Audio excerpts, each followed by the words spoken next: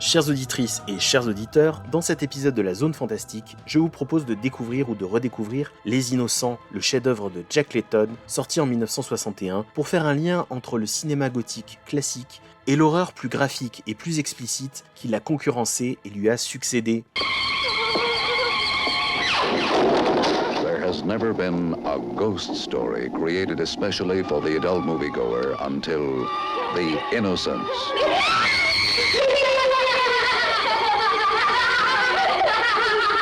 Do they ever return to possess the living?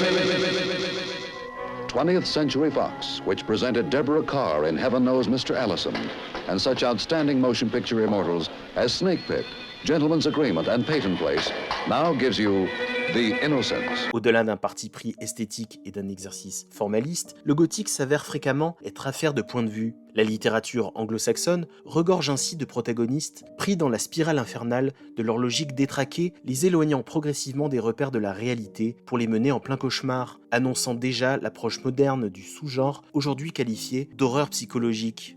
Exemple notable sur la question du point de vue, Les Innocents laissent entrer le surnaturel par l'interprétation que son personnage principal, Miss Giddens, se fait des événements contenus dans un manoir isolé en pleine campagne, enceinte gothique par excellence. Engagée comme gouvernante pour veiller sur Miles et Flora, deux orphelins apparaissant tour à tour attendrissants et inquiétants, Miss Giddens commence à entendre des voix et à voir des apparitions spectrales, la persuadant peu à peu qu'il s'agit de fantômes malveillants rôdant autour des enfants pour prendre possession de leur corps et de leurs esprits. Whatever are you doing there, miss?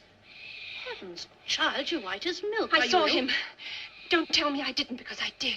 I saw him staring. Who, miss? The same man, the man on the tower. The tower? But now, just now, he was staring past me into the house as if he were hunting someone. What's he like, miss? Oh, he had dark curling hair and the hardest, the coldest eyes. Ayant à disposition un nombre restreint de personnages, ce qui limite les interactions et les enjeux, Jack Layton comprend que son travail de mise en scène doit être avant tout atmosphérique. Pour cela, il s'assure les services de Freddie Francis, un chef opérateur émérite qui passera à la réalisation quelques années plus tard pour Hammer Films et Amicus Productions, deux firmes anglaises réputées pour leurs films d'épouvante gothique. Francis élabore une photographie noir et blanc avec une focale à diaphragme fermé pour augmenter la profondeur de champ d'un décor nous intimidant par son immensité solennelle. Si on ajoute à ça que pour les extérieurs de la demeure, Clayton a choisi Sheffield Park House, un chef-d'œuvre anglais de l'architecture gothique, on comprend le cheminement qui a amené le réalisateur à adapter Le Tour d'écrou, un drame psychologique écrit par Henry James, un auteur réaliste, en film gothique à forte tendance fantastique. Miles,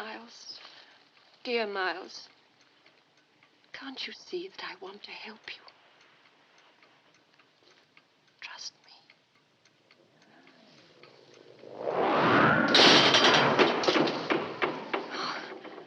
The candle's gone out. Don't be frightened. It was only the wind, my dear.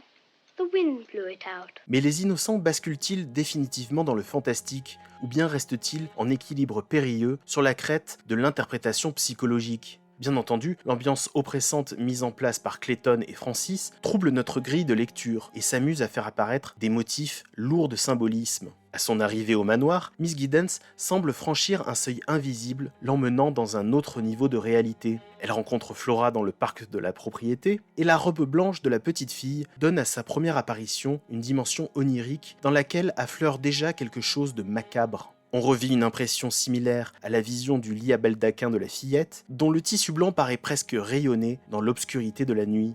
Et une fois encore, un symbole de virginité nous saute aux yeux quand la gouvernante trouve une colombe au cou rompu sous l'oreiller de Miles. Fille de pasteur, Miss Giddens applique au phénomène étrange qu'elle remarque au manoir un raisonnement puritain où il s'agit d'éloigner les démons corrupteurs qui ont, selon elle, déjà commencé leur travail d'emprise sur Flora et Miles. La réalisation de Clayton, rendant compte du point de vue de la gouvernante, justifie la prépondérance de la couleur blanche dans ces symboles, que la protagoniste perçoit comme des signaux d'alerte, lui rappelant l'enjeu d'une innocence à préserver du vice. À symbolique gothique, thématique gothique.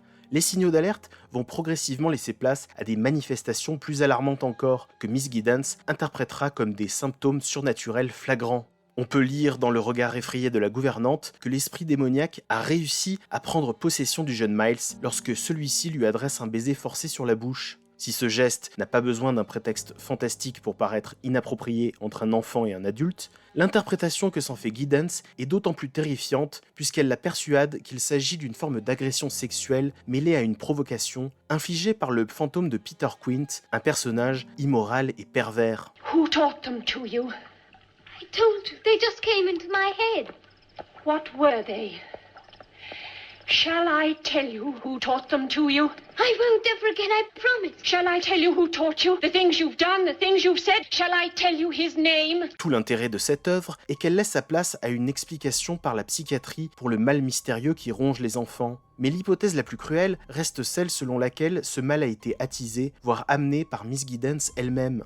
Avant même d'arriver au manoir et d'avoir rencontré Flora et Miles, dans la scène où l'oncle des orphelins lui adresse ses directives, la gouvernante affiche déjà un regard hanté. Elle aurait ainsi projeté ses propres angoisses sur les enfants, trouvé en ce manoir une chambre d'écho à ses croyances puritaines, et ses raisonnements délirants l'auront mené jusqu'à un état de folie avancé avec hallucination. Comme le personnage le dit lui-même, « Sometimes one cannot help imagine things ». Parfois, on ne peut s'empêcher d'imaginer des choses. S'imaginer des choses, oui, tout comme le spectateur peut se figurer les images se formant dans l'esprit terrifié de Giddens en les plaçant en contre-champ explicite de ce qui nous est montré avec retenue. Examinons le cas préoccupant de Flora. Après avoir été réprimandée par la gouvernante, la petite fille va mépriser son autorité en partant dans une longue phase de pleurs et de hurlements, contraignant Miss Giddens et Miss Gross, la nourrice, à la garder enfermée dans sa chambre. Alors que l'on entend les cris suraigus de Flora en bruit de fond, une conversation entre les deux adultes nous apprend que la fillette a également proféré à l'encontre de la gouvernante des insultes dans un langage extrêmement ordurier. Comme l'ensemble du récit, le comportement de Flora invite à deux niveaux de lecture, celui de l'horreur psychologique et celui du fantastique. On peut choisir de ne voir en Flora qu'une enfant gâtée et capricieuse, comme on peut être tenté d'expliquer sa réaction disproportionnée par le fait qu'elle est à présent sous l'influence de Miss Jessel, la maîtresse de Peter Quint et sa complice dans l'au-delà. L'idée qu'une petite fille possédée, enfermée dans sa chambre, pousse des hurlements venus d'un autre monde, devient alors abominable pour le spectateur contemporain qui la relie à un sous-genre du cinéma fantastique, celui de la possession démoniaque, dont l'œuvre la plus mémorable est certainement L'Exorciste, réalisé par William Friedkin en 1973. Stick your cock up her ass, you motherfucking worthless cocksucker. Your mother sucks cocks in hell, Paris. Voilà précisément le type de rapprochement avec d'autres œuvres marquantes du cinéma de genre qui fait accroître l'impression de fantastique des innocents au fil du temps. Le public actuel peut ainsi extrapoler le traitement atmosphérique de l'épouvante gothique des années 60 par les séquences chocs que se sont permises les décennies suivantes. S'il place en contre-champ de la porte close de la chambre de Flora son souvenir des convulsions phénoménales et du visage déformé par le vice de la jeune Regan, le spectateur redoublera d'appréhension face à une menace à l'évidence paranormale et aux proportions qu'elle pourrait prendre. Si d'ordinaire les récits de fantômes sont guidés par les échos d'un passé refusant d'être oublié, on peut considérer à contrario que l'écrin esthétique du film de Jack Layton est aujourd'hui hanté par les fantômes prémonitoires et les monstruosités esquissées de ses futurs descendants filmiques. En faisant poindre l'obscénité comme anomalie dans son univers guindé et sa mise en scène de gentleman anglais, il révèle rétrospectivement sa place dans l'histoire du cinéma d'horreur, au seuil d'une porte entr'ouverte par laquelle s'échappera bientôt un torrent d'images gore et d'épreuves morales. What shall I say when my Lord comes a-calling? What shall I say when he knocks on my door? What shall I say when his feet enter softly, leaving the marks of his grave on my floor?